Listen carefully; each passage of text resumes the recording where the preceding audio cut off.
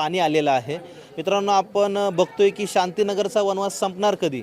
म्हणजे दरवेळेस नेते येतात, फोटो सेशन करतात, व्हिडिओ काढतात, रील्स बनवतात, रील्सवरती छान छान गाणी ॲड करतात आणि लोकांना दाखवतात। पण शांतीनगरच्या लोकांचं दुःखाचं गाणं कोण ऐकणार?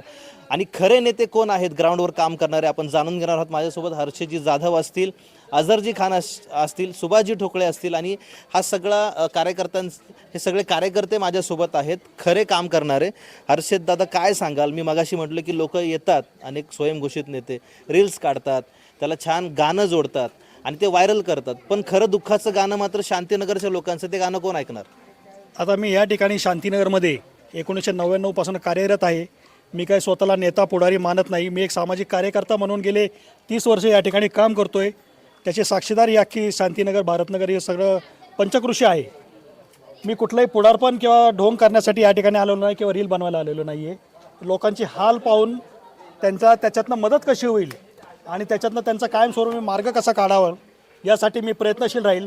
आमदार साहेबांचा माझा सकाळीच या विषयावर फोन झालेला आहे।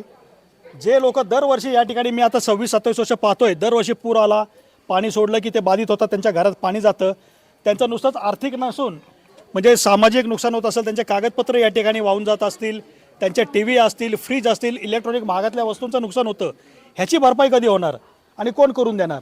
तर कुठंतरी कायमस्वरूपी याचा तोडगा सरकारने या ठिकाणी काढला पाहिजे। मी यासाठी फक्त आणि फक्त प्रशासनाला दोषी धरल, कारण प्रशासनाचा निरुत्साह गेले 30 वर्ष मी या ठिकाणी पाहतोय। आम्ही दरवर्षी पाठपुरावा या ठिकाणी करत असतो की या लोकांचं कुठं ना कुठं कायमस्वरूपी व्यवस्था करावी, आहे त्या ठिकाणी त्यांना राहत्या ठिकाणी घरांची उंची वाढवून द्या किंवा SRA करा किंवा BSF जे शक्य असेल ते त्या लोकांसाठी तुम्ही करा, पण त्यांना या पुराच्या महाभयानक संकटातनं कायमस्वरूपीसाठी या ठिकाणी मुक्ती करा, जेणेकरून पाऊस आला म्हणजे यांची परवड होणार नाही, शाळेत त्यांना स्थलांतरित व्हावं लागतं। त्या ठिकाणी आम्ही त्यांची सेवा करत असतो, मग जेवणाची असेल, औषधाची असेल, चहा नाश्त्याची असेल, जे काय असेल। पण ह्या लोकांना स्थलांतरित होत असताना ह्यांचं आज समजा 10 दिवस शाळेत राहावं लागलं तर 10 दिवसाचा त्यांचा रोजगार या ठिकाणी बुडतो, त्यांचं नुकसान होतं, घरातलं सामान उचलून नेणं हे आम्हाला काही कमी नाही आहे। त्याच्यात आजार पण होतं, अशा पाणी साचलं या ठिकाणी रोगराई वाढते, रोगराईच्या माध्यमातून या ठिकाणी मोठे आजार या ठिकाणी पसरतात। ह्याच्या आपण साक्षीदार आहोत। तर प्रशासनाला जाग कधी येणार हा माझा प्रशासनाला मोठा प्रश्न आहे। पुढाऱ्यांबद्दल मी काय बोलणार नाही, कारण ते मोठे नेते आहेत, त्यांच्याबद्दल न बोललेलंच बरं।